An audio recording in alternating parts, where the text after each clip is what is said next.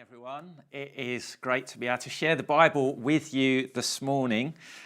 We are going to look at the first one in our new series, looking at Ecclesiastes, as Claire said right at the start of this meeting. And it's great. Thank you very much for Claire and for Jane for hosting us this morning. I hope you are enjoying the service and getting into it and feeling God's presence wherever you are at home. But let's look at Ecclesiastes, right? Ecclesiastes, it is in the Old Testament, it's part of the books called the wisdom literature, the wisdom books in the Old Testament. And the first question is, well, why should we read it? Why do we need this wisdom literature, wisdom books that we've got in the Old Testament, and how do they help us today? Well, let me ask you a question, which is, how do you decide what to do? How do you decide what to do in so many parts of life? We have all these decisions to make. How do I spend my money? What do I do with my free time? How do I choose a job? Where should I live? There's so many questions, so many decisions that we need to make on a daily basis that we need help in doing it. Especially now we're in a global pandemic. It's unprecedented times, so we need wisdom to help us to make these decisions. And Ecclesiastes is one of the wisdom books that God has given us to help us make decisions. It's given us wisdom so that we can work it out in our daily lives. Ecclesiastes especially, in contrast to the other wisdom books, the author is looking at the big picture of life.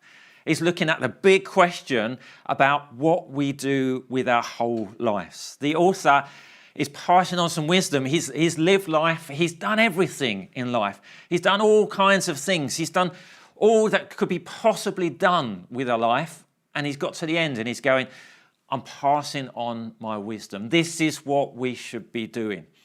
And so over this series, we are going to look at this wisdom of the big question of life through different lenses. We're going to look through lenses of work and success, of different circumstances and seasons of life. We're going to look through wisdom, through knowledge and understanding, even the lens of death itself.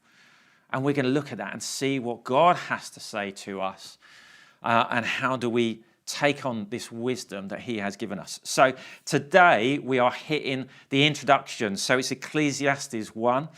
And what we're going to do, this is the author's tee up to the whole book, to frame the whole book about how he wants us to look at and answer his questions as we go through. So we're going to read now from Ecclesiastes 1, and we're going to read the first 11 verses. So if you've got your Bible, go for it. It's going to come up on the screen as well, and we'll read through. Okay, it says, the words of the preacher, the son of David, king in Jerusalem. Vanity of vanities, says the preacher. Vanity of vanities. All is vanity. What does man gain by all the toil at which he toils under the sun? A generation goes and a generation comes, but the earth remains forever. The sun rises and the sun goes down and hastens to the place which it rises. The wind blows from the south and goes around to the north. Around and around goes the wind, and on its circuits the wind returns. All streams run to the sea, but the sea is not full. To the place where the streams flow, there they flow again. All things are full of weariness. A man cannot utter it. The eye is not satisfied with seeing, nor the ear filled with hearing. What has been is what will be. And what has been done is what will be done, and there is nothing new under the sun. Is there a thing of which it is said, see, this is new?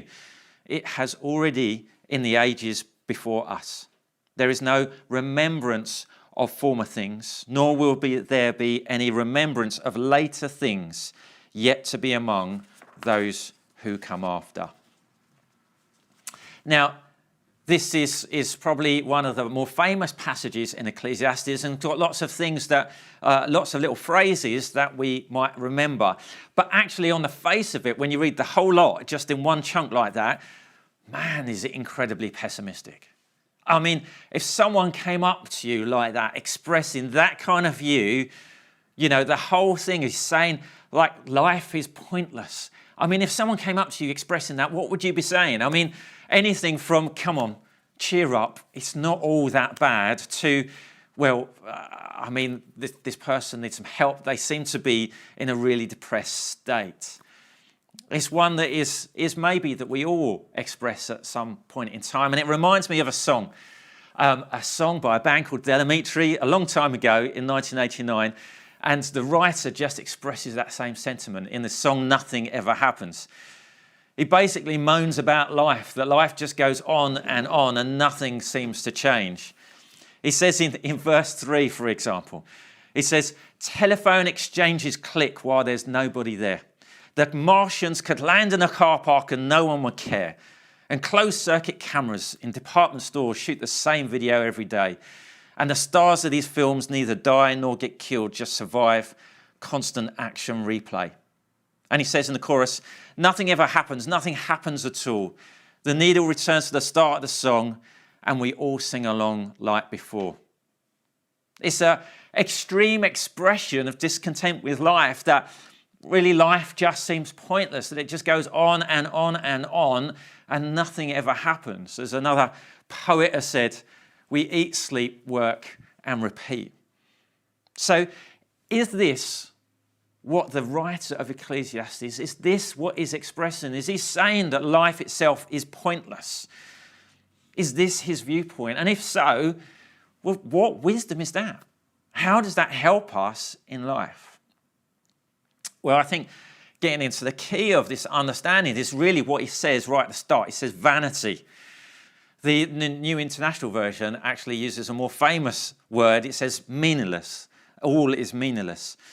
And what the writer says in vanity, in the word vanity, well, that's not quite obvious to us. We don't really use that in an expression today in our language, in our culture. And then meaningless, I don't think quite captures it either. And so we need to sort of go into it and try and understand what is expressed through the rest of these verses.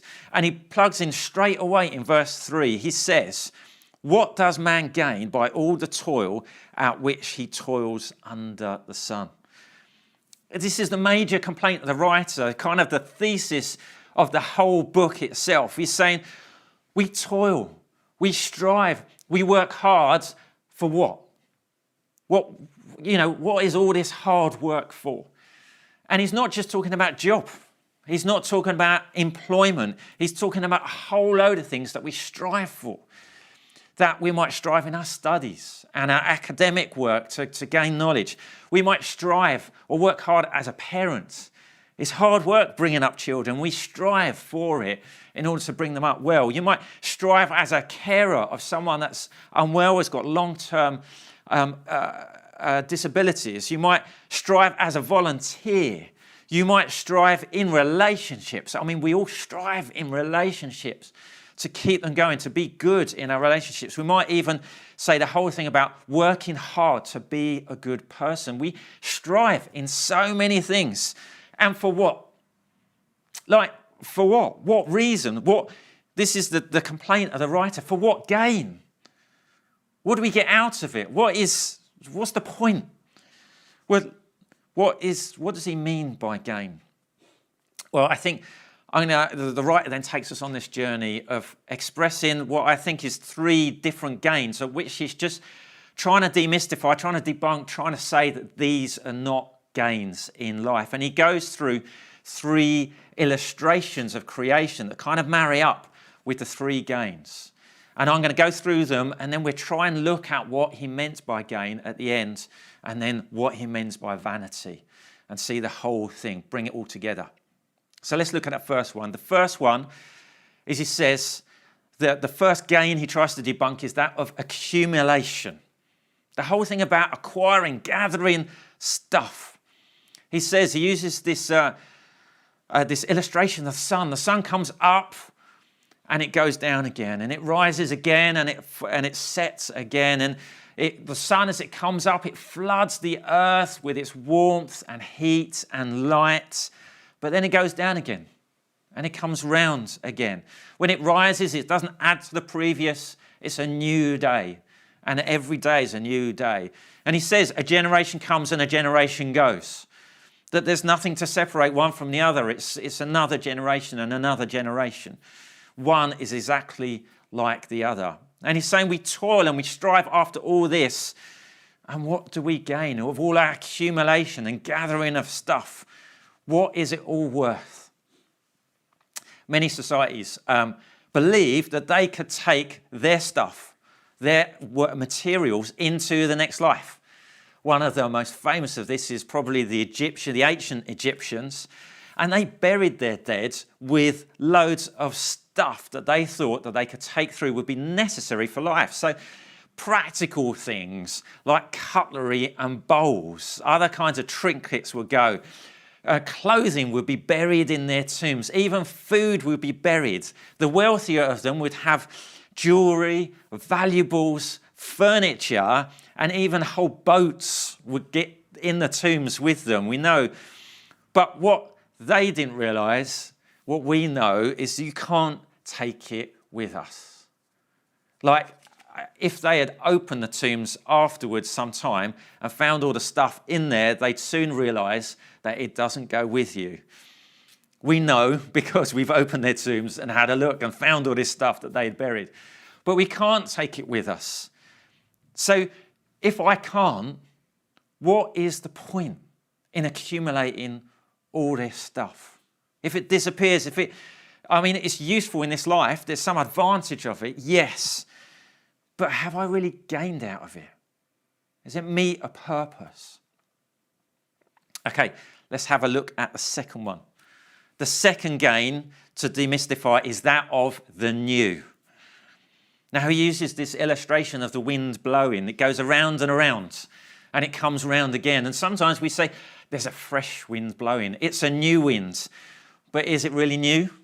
Or is it the same winds that's blown around the earth and come back again? It looks a little bit different, but it's the same winds. As a culture, we're obsessed with newness. We're obsessed with creativity, with originality. You know, I love listening to music. I don't know about you, but I get, quite looking for new music all the time, new artists. And, one of the roles that I played at church is looking at worship. And so I was always looking for the new worship album of something that's new, that's fresh. And our culture is obsessed with it. We're obsessed with the whole thing. So we go, have you seen this new TV series, this new film? We've got to be up to date with it. Have you heard the new album that's dropped this week? We're obsessed with it. But the writer of the Ecclesiastes says this will never amount to gain. He says the eye is not satisfied with seeing, nor the ear filled with hearing. But not only are we obsessed with consuming it, that we become a nation or a society that's obsessed with producing it. And so we're always striving to say something that hasn't been said before, to create something that is different, that stands out. But really, what song could be composed that expresses something other than, what has not been already conveyed by Mozart, Debussy, or the Beatles? What painting could express something that hasn't already been expressed in a Van Gogh, a Monet, or a Turner? What architecture that could be built that would be more impressive than the Egyptian pyramids or the Great Wall of China? You're right, Ecclesiastes. He says what has been is what will be. And what has been done is what will be done. And there is nothing new under the sun. So if there's nothing new, what gain do we get? What do we get from striving after it all of the time? Let's look at the third one. The third gain that the writer tries to dismiss is that of memories. He says that all streams run into the sea and the sea is not full. They go in there and they just sort of dissipate. There's always more room for another one and it becomes the sea. And then they flow back to the place where they start from and they flow again. Now, I don't think he's talking that memories in general are bad, that it's bad to have good memories or look back at things. What do I mean? Well, I think it's probably better described in the terms of legacy. So, we talk about creating a lasting legacy or leaving a legacy behind us. Now, legacy can be thought of in terms of leaving material things, so inheritance. But actually, I think here it's more of a contribution or something in that it's a regard of what other people think of you after you're not here anymore. And we applaud those who leave a good legacy for generations to come. They achieved something. They contributed in some way that we are grateful for them. One of the TV programs that I love to watch is called The Big Bang Theory. I don't know if you've seen it. It's a comedy program. Gets quite a lot of repeats now and again. But it's of some genius scientists. It's a bit geeky, so no surprise that I like it. But part of their story is they're these scientists that want to discover something, that they work at universities in the academic world, and their whole thing is they need to discover something. And there's an episode where another professor from the university dies. And they go to clean out the office and, look through all of the stuff that he had. And they find a champagne bottle that hasn't been opened, with a note on it to say, to be opened on his first great discovery. The irony is that it's unopened because this guy has never made a great discovery.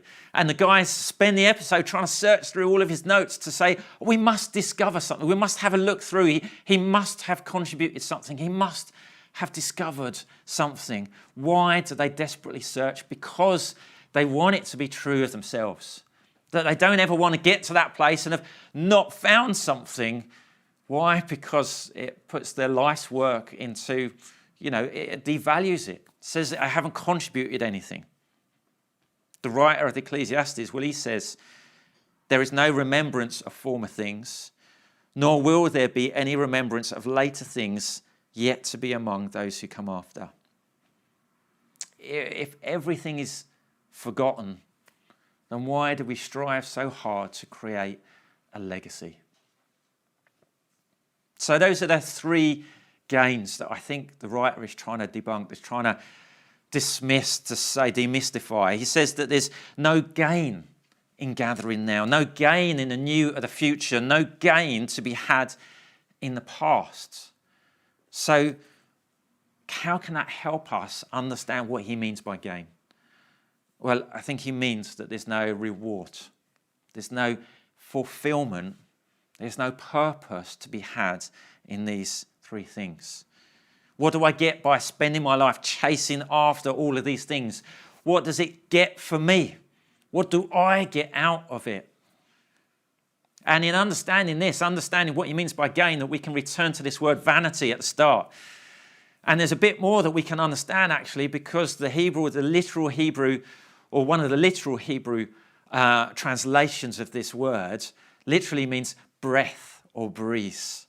He's saying that going after these things is like chasing after the wind, that we try and grab it, but as soon as we do, it slips through our fingers. We can't control it. We can't hold it in our hands.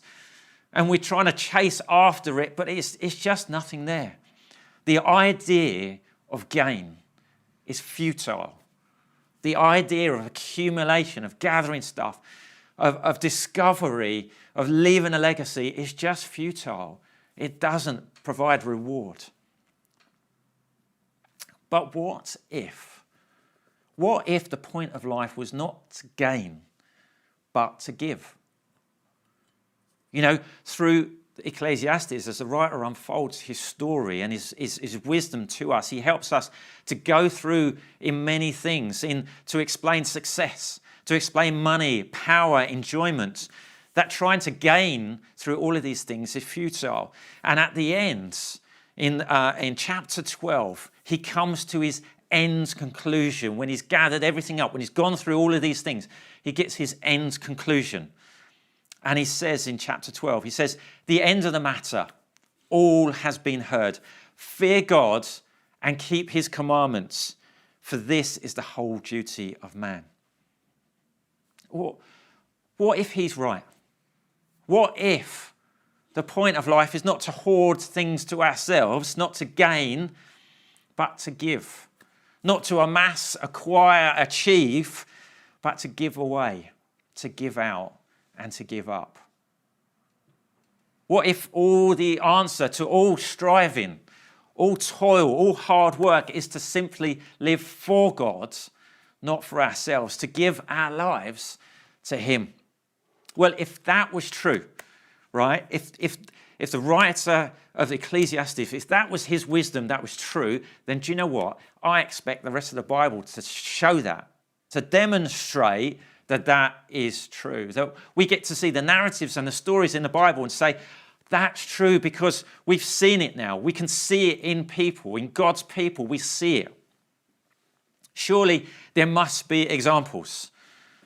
Maybe someone who gave an ultimate example of what it is to give rather than gain. Maybe someone who taught it as well as just lived it out in his life. Maybe it's the person who said this, who said, "For what does it profit a man if he gains the whole world and loses or forfeits himself?" I mean, those words just sum up what this guy in Ecclesiastes is saying. It's just a total embodiment. It's saying, what does a man gain out of life? What does a man gain if he gains the whole world? Now, we know that I'm talking, of course, about Jesus, about the man who did not gain out of life. He had no home, he had no belongings, no place to live, to lay his head. He didn't invent something new either. He executed the plan that had been created before the beginning of time. He didn't even seek to leave a legacy. He was publicly ridiculed. He died not as a martyr, but as a criminal. This is Jesus, God himself, who gave his life as a ransom for others. And he calls us as his followers to do the same. He says, just right before this, he says, "For whoever would save his life will lose it, but whoever loses his life for my sake will save it." What is it in life that you are striving after? What are you working towards? What are you going for? What is the reward that you are looking for? What are you expecting out of life? And as we take this wisdom from Ecclesiastes, take this wisdom that Jesus embodied and taught again, it says you have one life. Don't waste it, but live for God. Let's finish by just worshipping God. Let's respond out of our own hearts and worship him and dedicate our lives to him, to giving out for God, to glorify his name. Amen.